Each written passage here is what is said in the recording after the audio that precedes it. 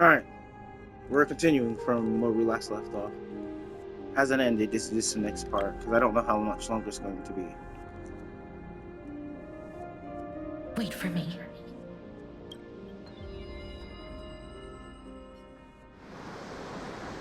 Oh, you sit in your little dinghy, eager to— oh shit, it's going so quick. Venture not with me into the vast sea, for perhaps without seeing me you will lose it. After Jesus all Christ. that, you still ended up back here.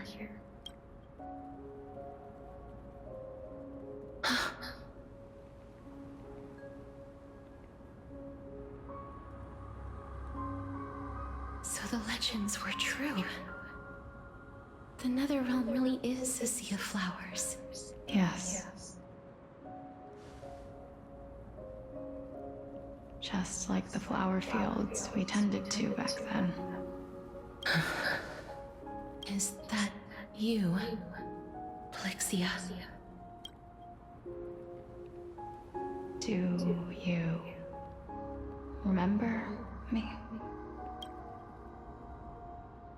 I don't have the memories from that time, but I've seen you before during an experiment. I see. Call me Thanatos, then. It'll be easier. However, since you recognize the name, you must already know everything about Thanatos, right? Yes. I'm here to reforge the order of life and death in Amphorius. You know, my sister was a sympathetic, but rather sensitive person. Whenever she didn't want to say what was on her mind, she would avoid eye contact and look off into the distance. Just like what you are doing now. Can you tell me about the last Era Nova? What did you do, Plixia?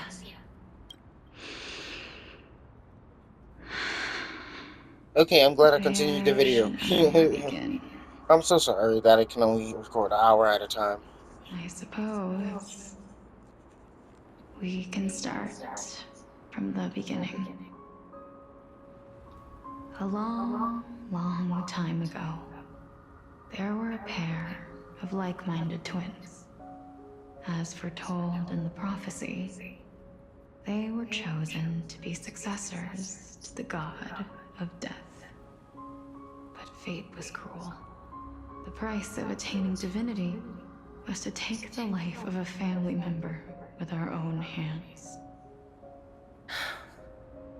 That trial was indeed recorded in that memory. Then you should already know that my sister voluntarily gave up her own life, so that I could ascend as the demigod of death. But I couldn't accept that. Why did we have to kill each other for a future she'd never see herself? That's not fair.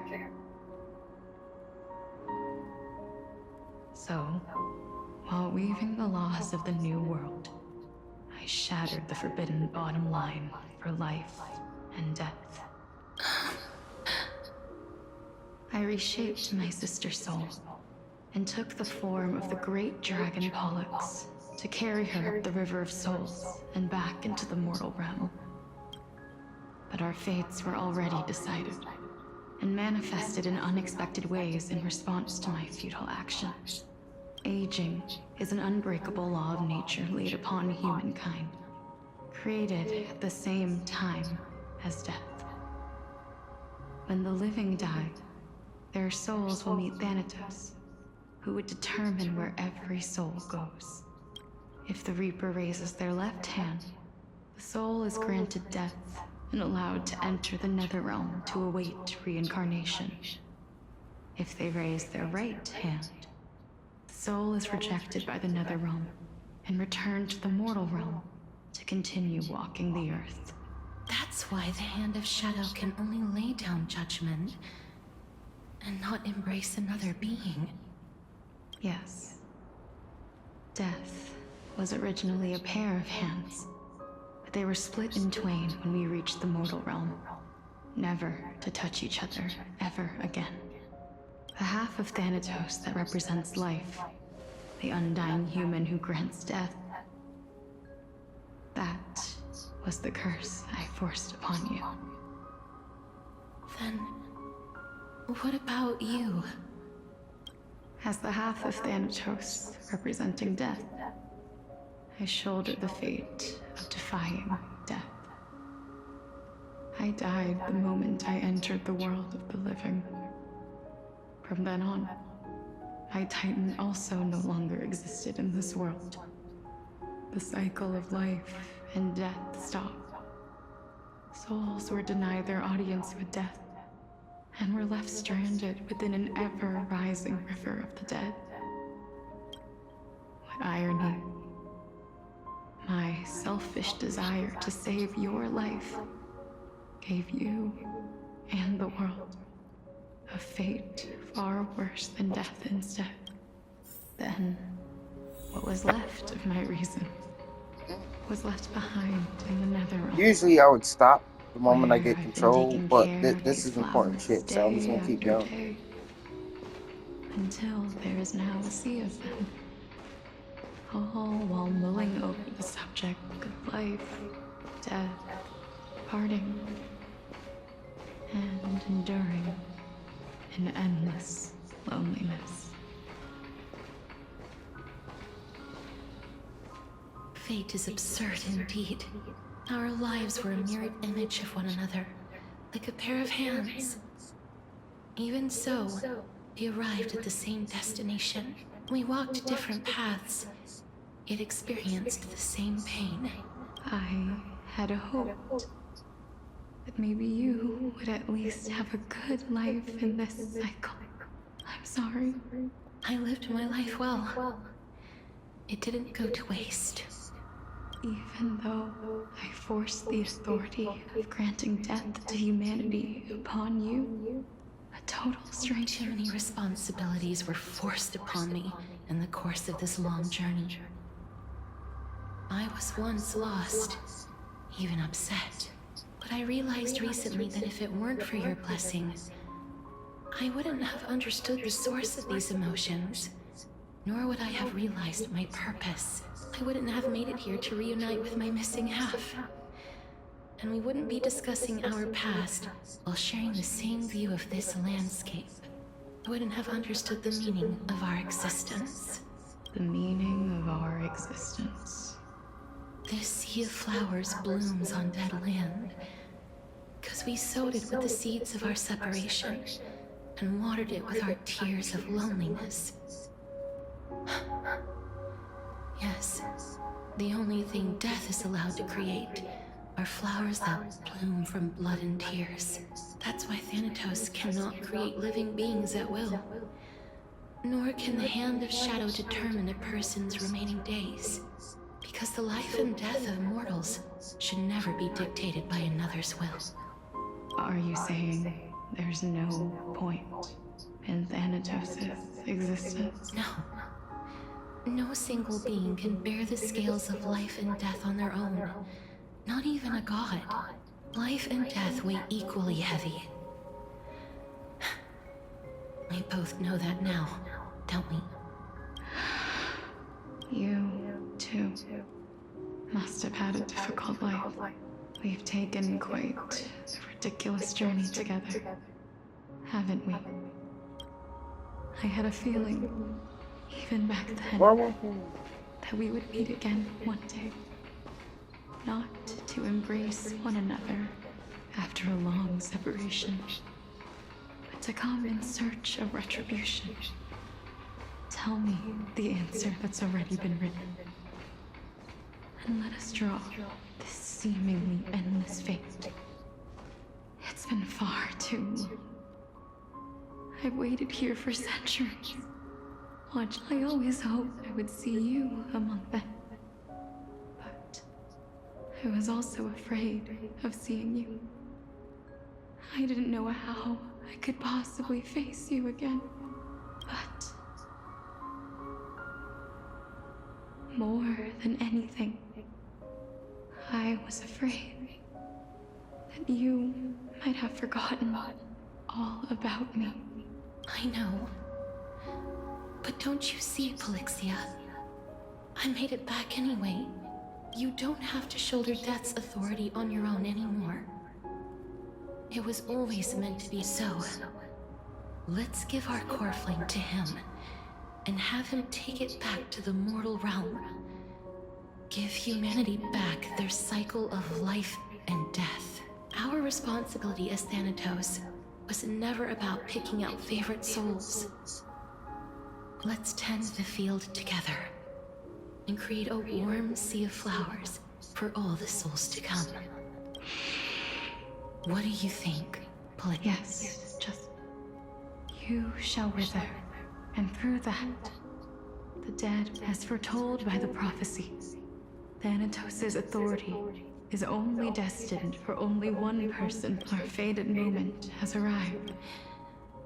Just like... Yes, but unlike that time, the ones under... You've made up your mind? Yes, as dictated by fate. Complete your trial in this life. Grant me the embrace of death, and light the spark of life ablaze. You've been tempered by life and death. I know you'll be able to give this wasteland its first breath of life, like a raven butterfly, flying swiftly into the nether realm, perching on the twig of death. I will. After this, I will remain permanently in the Netherrealm. The river, the cycle of life and death will flow once again. This sea of flowers you sowed shall bear. Just one last thing. Of course. Please. I promise you, when we meet in the next world, even if I have endured, even if we do not know each other's names, I will still hold you tightly in my arms. Castorus, you're as beautiful as a fleeting butterfly.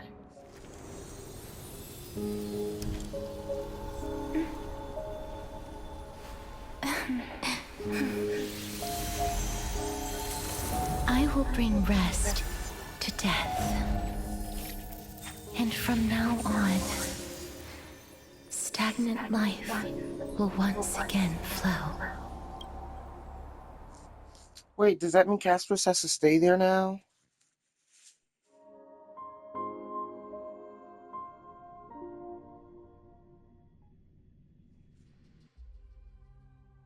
Oh, we're switching to a next, huh? Alright. Now I'll probably just end the cutscene afterward. Time flies. In the blink of an eye, when this farce is over, your soul will be placed on the scales of life and death. Are you ready? No need to ask so many times. Of course I am. Then why do you drag your feet? Is your fear of crowds holding you back again? I simply find them too noisy. Paying attention to conceit. Such harsh words. As I see it, you are no less arrogant than they are. I couldn't agree more. Oh. I did not expect to hear that from you. Yeah, that's You're surprising. not going to refute me. I know myself better than you think I do. At the very least, better than a stowaway like you. And they say men whose ends are nigh have but kind words. Well, that is exactly why I chose you. Should I thank you for the compliment? The hour of the trial has come. Do you have an answer for me?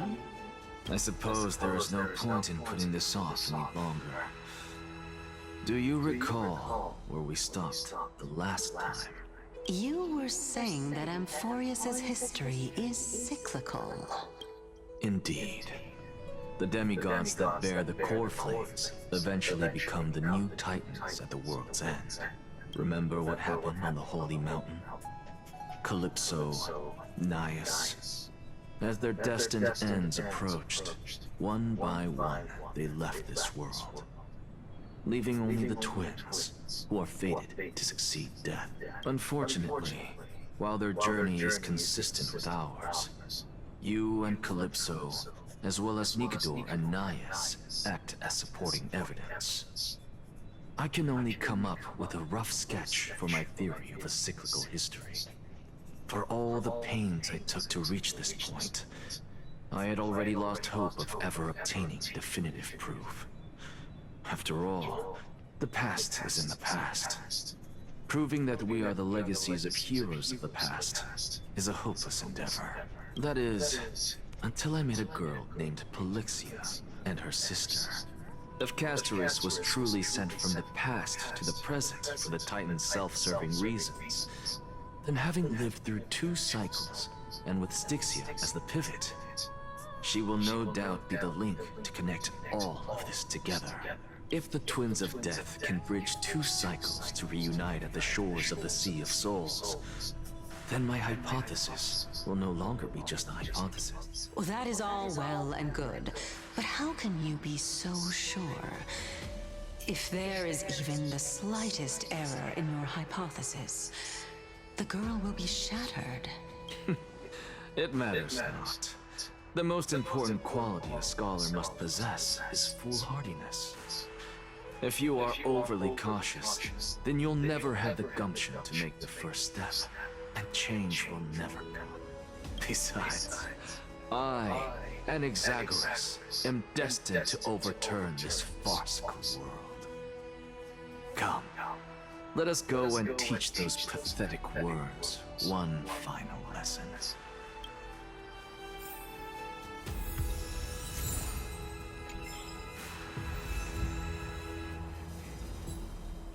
Alright, and I think we'll end it there. It was actually a lot longer than I thought, which was gonna happen, but that's perfectly fine. So, yeah, let me know what you guys thought of the all of that. Like, this is like crazy. Like, it was already obvious that Forest was gonna be a world that's been cycling. That was something that was already theorized, like back when the first thing came out. But trailer came out. But yeah, we got some definitive proof. And then there's Cass and her story. Oh my lord. My heartstrings, bruh. Alright. Alright. Well, I think with that, I think that's good enough to end the episode. Don't forget to like, comment, and subscribe. And I will see y'all in the next one.